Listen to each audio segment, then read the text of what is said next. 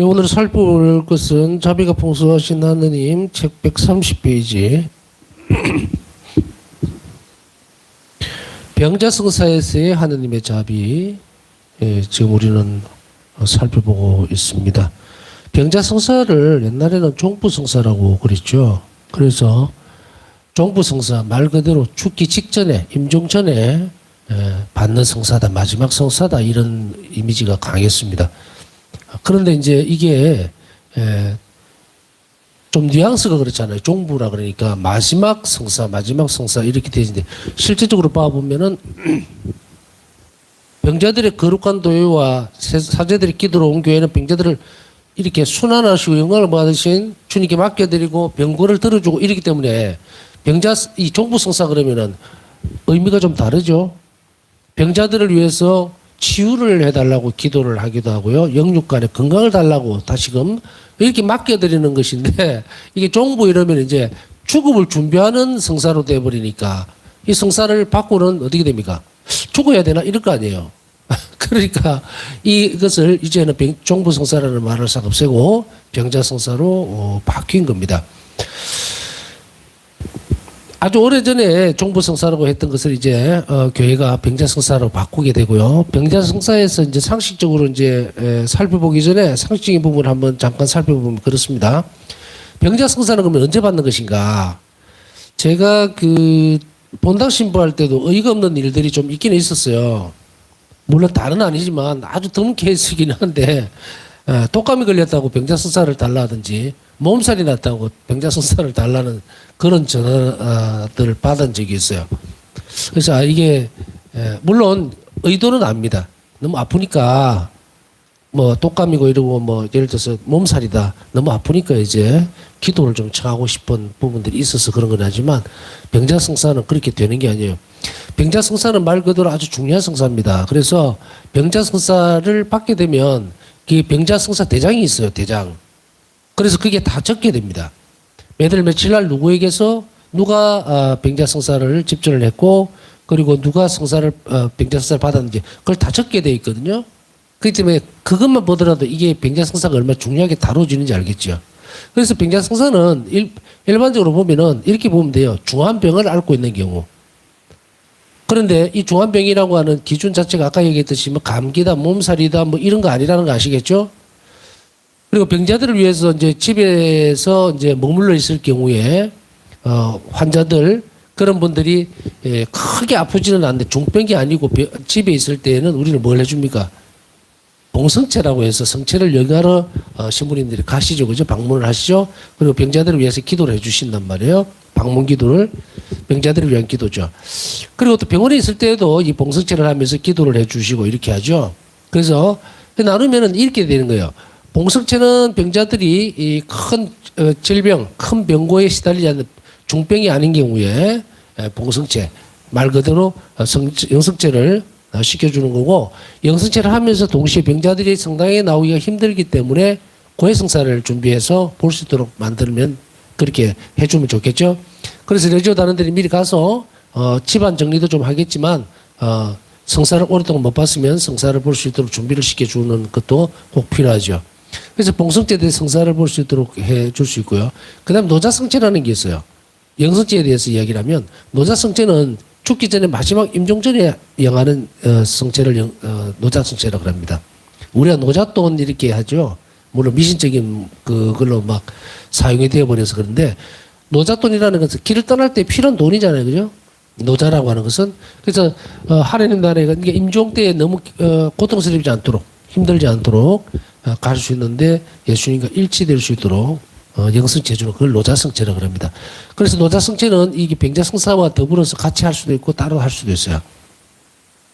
저 같은 경우는 그 보자 때에 병자성사를 주고 와서 병자성사 때는 물론 영성체를 해줍니다. 영성체 해주는데, 그러고 나서 또 며칠 뒤에 마지막 임종 때에 그 환자가 영성체 하기를 간절히 원하면 이제 가서 다시금 성체를 영해 줄 수 있는데, 이거를 이제 마지막 영성체이기 때문에 노자성체라고 얘기를 합니다. 자, 그리고 병자성사에서 보면 어떤 병에 있어서 중복되어서 병자성사를 받을 수 있는가? 종부성사라고 사용을 했을 때는 마지막 성사이기 때문에 죽음 직전에 받게 되는 성사죠. 그런데 이 병자성사라는 말로 바뀌면서 병자성사는 중병, 중환병이 있을 때에 성사를 볼 수 있습니다. 그런데 이 병자성사는 반복될 수 있는 것인가라고 물으면 같은 병으로는 반복해서 받을 수가 없어요. 무슨 말인지 이해가시죠? 병명이 같은 것으로 해서 예를 들어서 암 환자가 이제 입원을 해서 정말 중병이라고 판명이 났을 경우에 병자성사를 정해서 받을 수가 있습니다. 근데 이것을 다음에 근데 이 환자가 좀 좋아졌어요. 물론 계속해서 이제 치료를 하고 있기는 한데 좀 좋아져서 다시금 이제 죽을 위험에서 좀 많이 멀어졌단 말이죠. 그러다가 다시금 또 안 좋아지는 상황이 벌어질 수가 있잖아요. 그럴 때는 또 신부님을 청해서 병자성사를 받느냐면 그렇지 않습니다. 같은 병으로는 두 번 반복될 수가 없어요. 근데 예를 들어서 암 환자가 이렇게 어떤 선고를 받는다 그러죠. 그걸로 인해서 이제 병자성사를 받았는데 또 다른 병으로 입원을 한다든지 중환 상태가 돼버리면 그때는 병자성사를 또 다시 정해서 받을 수가 있습니다. 그래서 쉽게 정리하자면 같은 병으로는 중복해서 병자성사를 받지 못한다.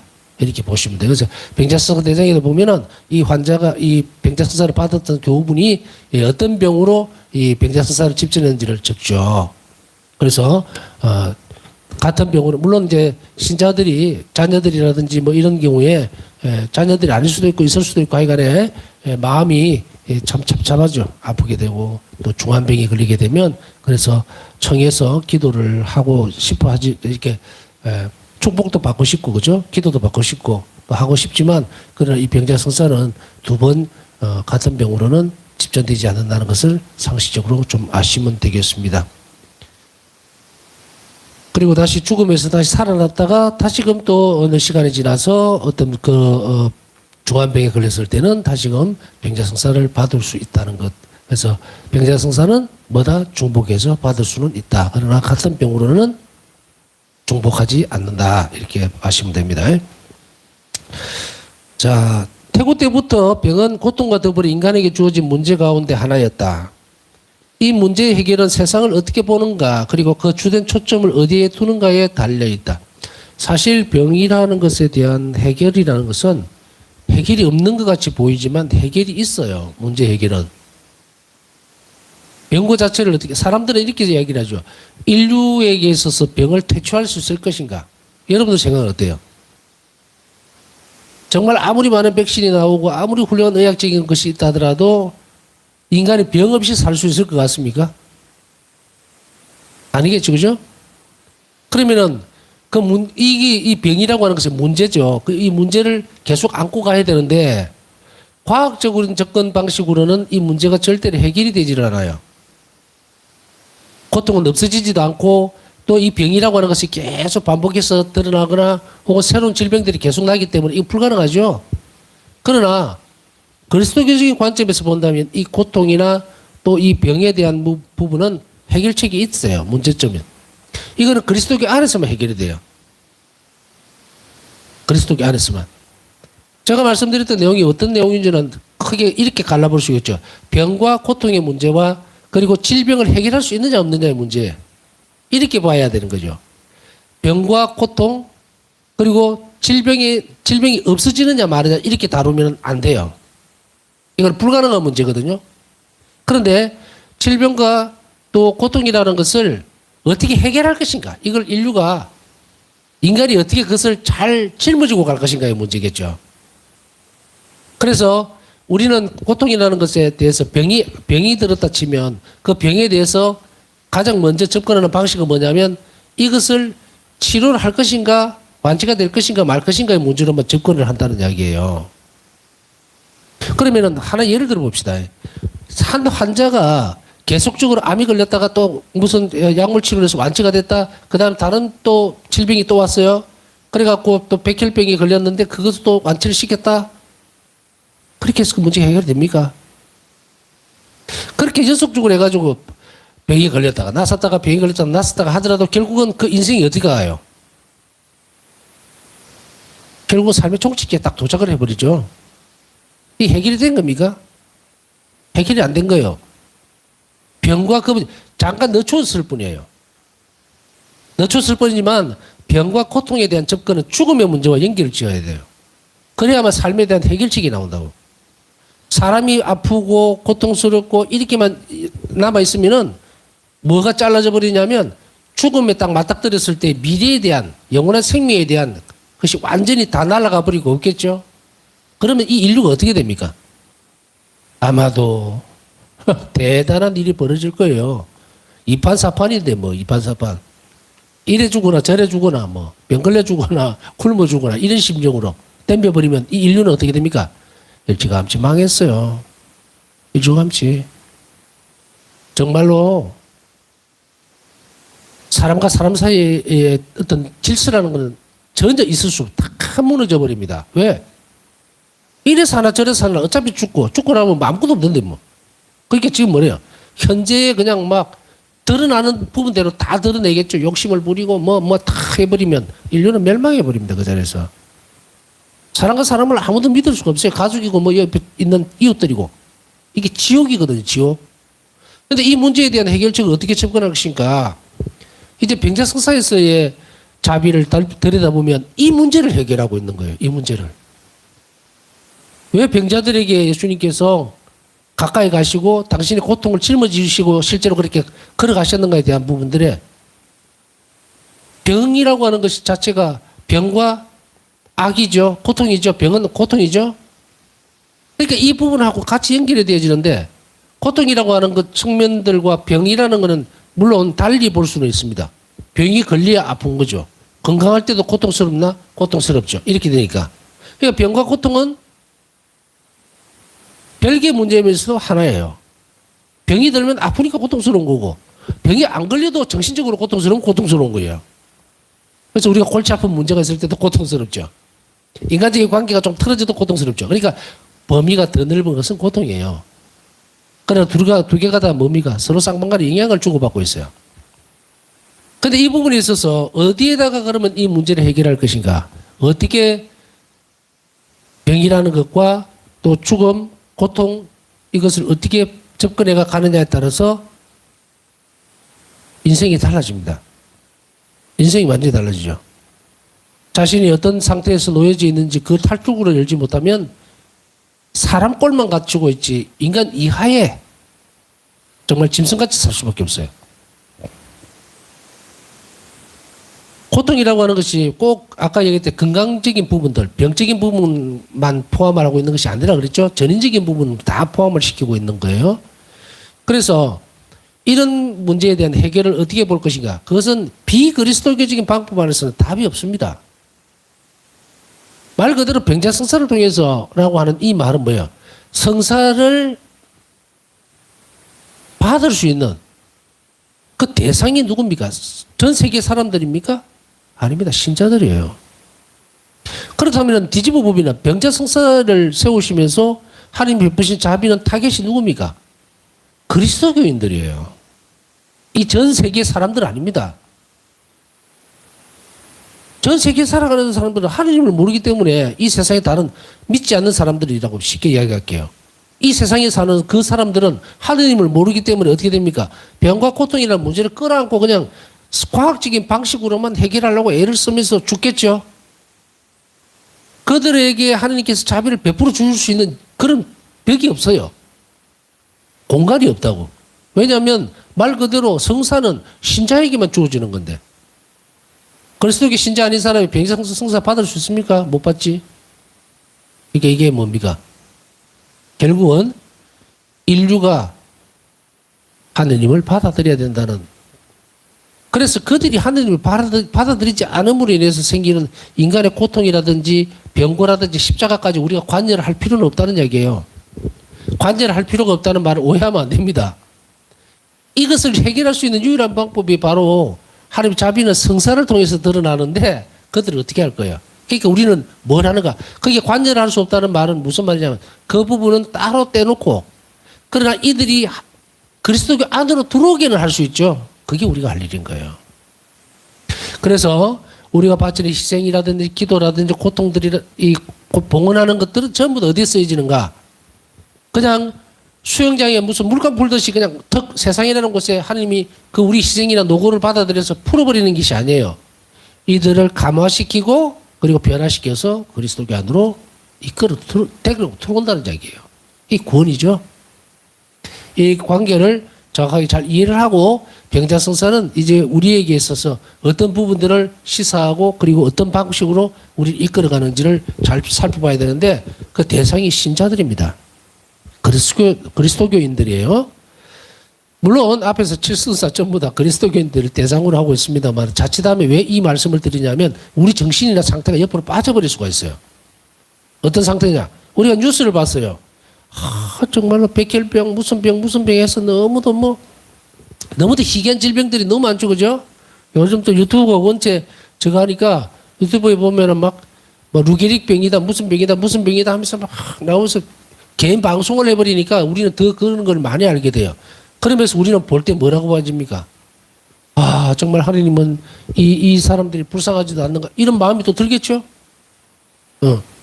그러면서도 하나님 왜 이렇게 불공평한가 이런 생각도 들겠죠? 왜 이렇게 이 인류를 이렇게 놔두시는가? 그러나 이쪽으로 빠져나가면 안 돼요. 그래서 선을 꺼낸 겁니다. 인류를 하나님은 부르셨어요. 부르셨다고. 그래서 그들이 예를 들어서 A라는 사람이 그런 상황에 놓여 있다면 그 사람 자기 탓이에요. 들어와야 돼요. 일로. 들어와야 합니다. 그런 의미에서 보면 그 사람들을 보고 그러니까 그리스도인의 눈에서 우리가 모시고 있는 하나님의 시선에서 그들을 그렇게 보려고 하면 안 됩니다.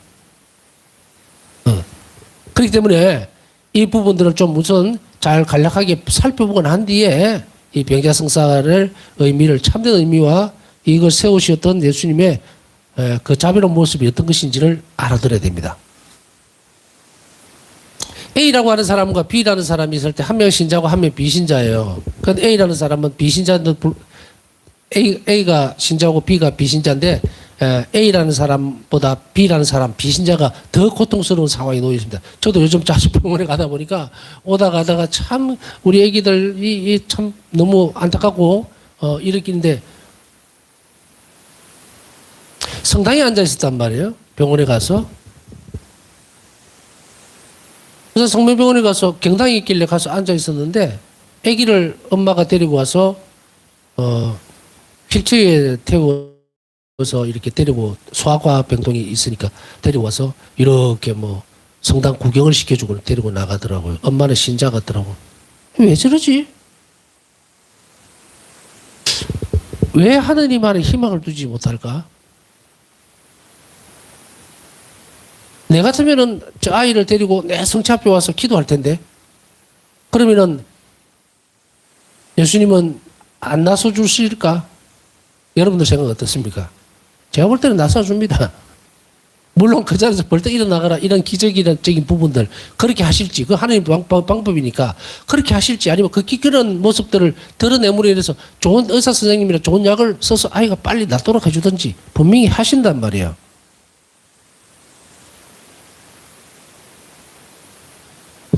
병자성사에 있어서 저 묵상을 하면서 병은요 그리스도교인들에게 있어서 내가 만약에 그리스도인이 아닌 비그리스도인으로서의 병을 맞아들였다면 아마 이런 생각을 하지도 못하고 똑같이 살 거예요.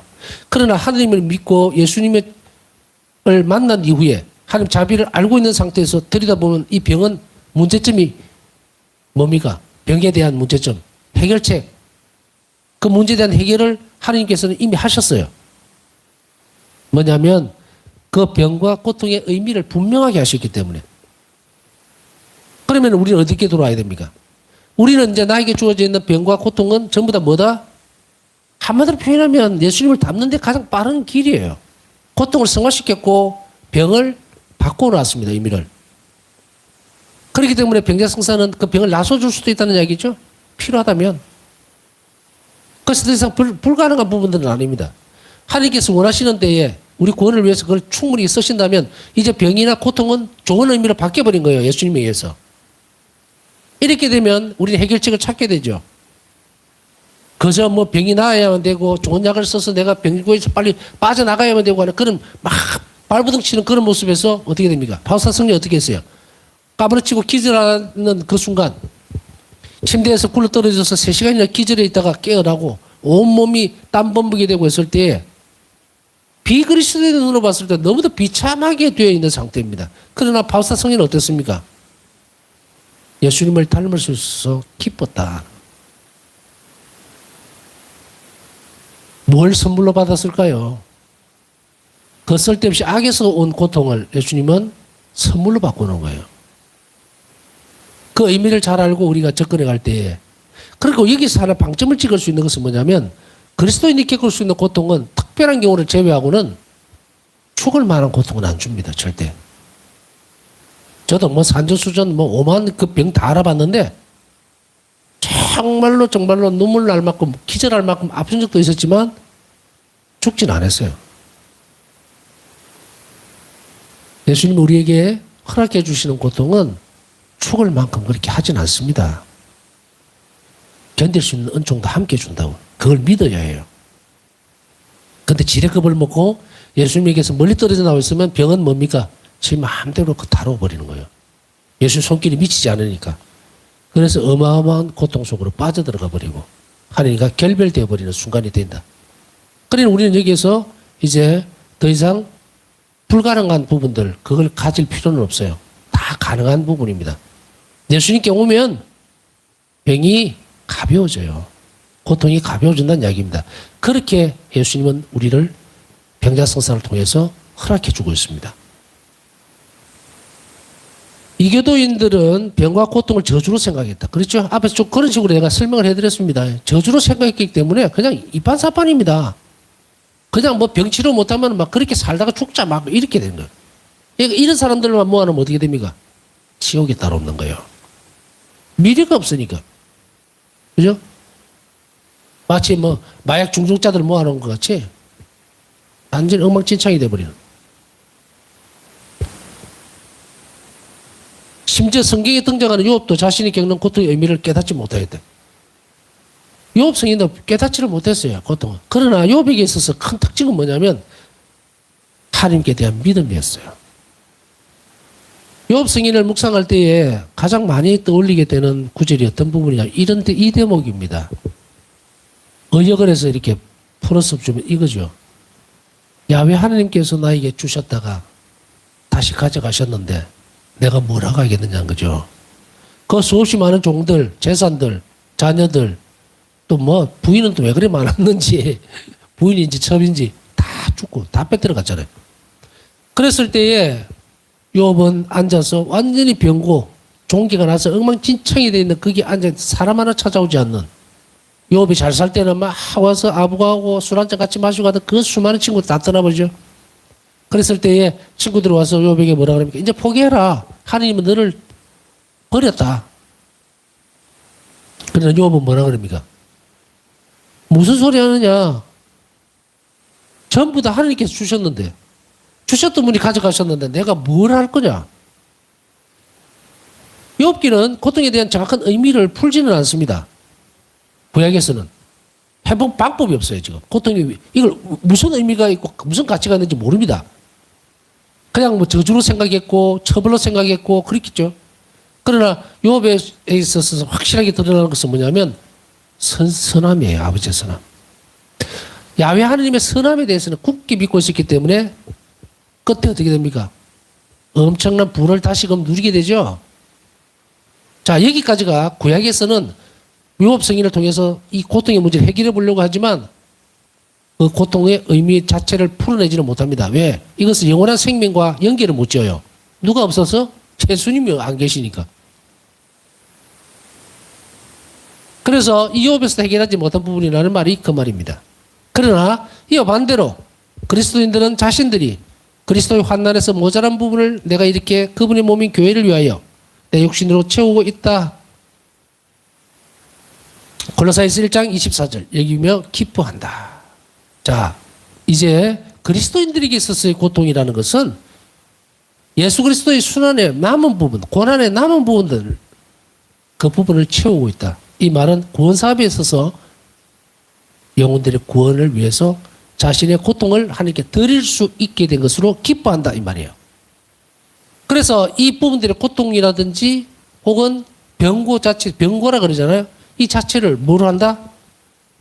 구원사업에 협력하는 것으로 또 예수님의 십자가상의 순환으로 채워내지 못했던 남은 부분들을 채우고 있다.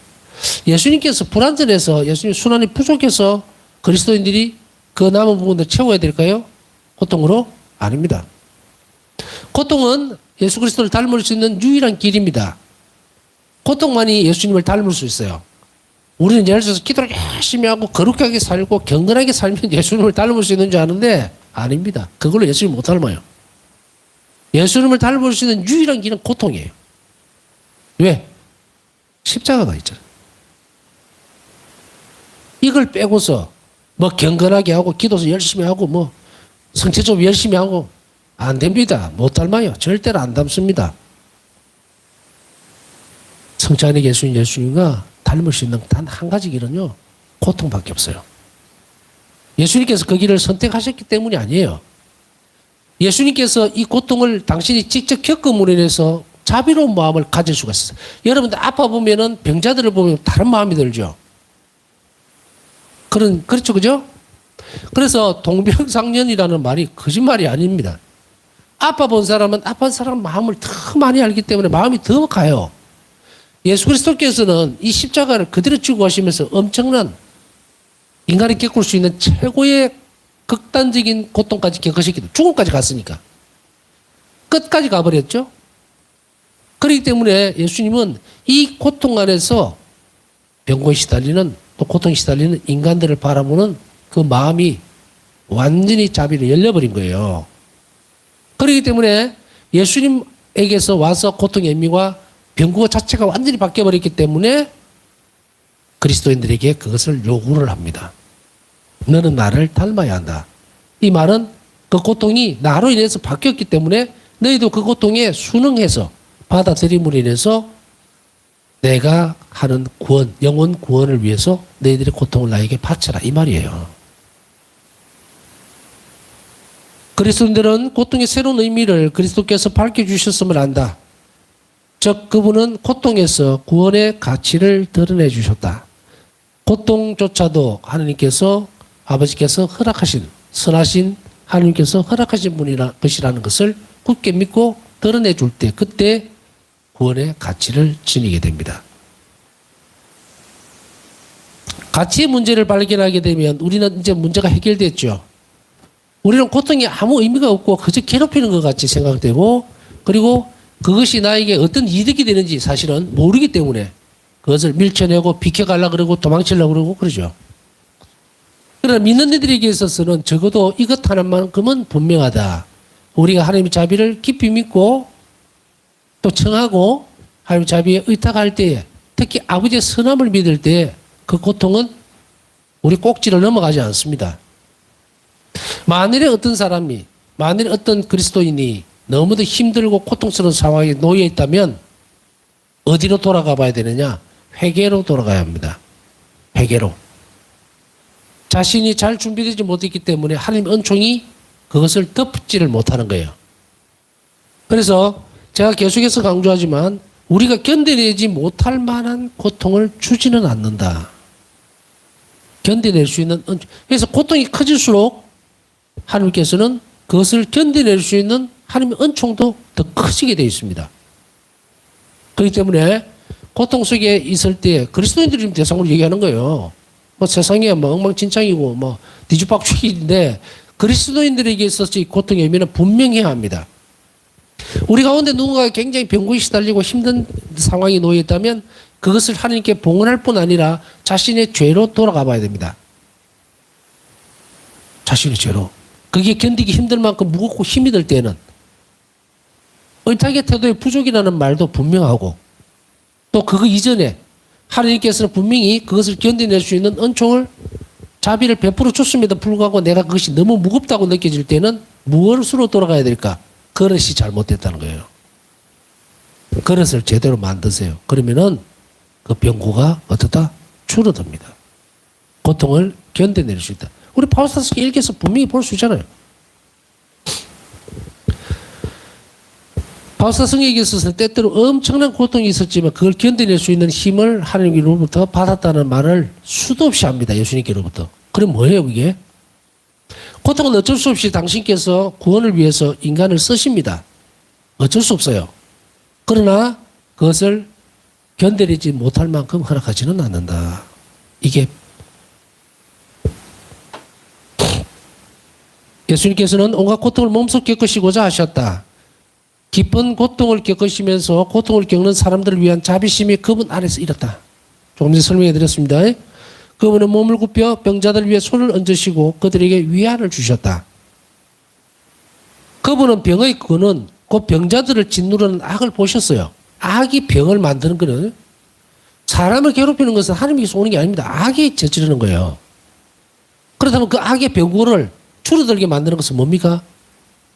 회개입니다. 자신의 뿌리 깊은 회개, 우리 하나님께 의탁하는 것, 그것이 자신의 병고를 줄일 수 있어요. 견뎌낼 수 있게 하는 은총이 그쪽에서 흘러나오기 때문에. 그러나 그분은 그런 병고를 없애지 않으셨다. 병고는 없어지지 않습니다. 병을 없애면 사람이 다 죽어야 돼요. 병을 없앤다는 것은 악을 제거해야 된다는 이야기인데 마귀를 없애버리면 어떻게 됩니까? 세상 종말인 거예요. 세상 마지막까지는 병고는 계속 갑니다. 그러나 예수님께서는 당신의 자비로운 모습을 자비를 베푸셔서 우리가 병고를 견뎌내고 이겨낼 수 있고 그것이 구원적 가치를 지닐 수 있도록 해주셨다는 사실을 우리는 분명하게 받아들이고 믿어야 되고 실천해야 됩니다. 남은 시간 묵상하면서 병고는 특히 병은 사람을 허약하게 만듭니다.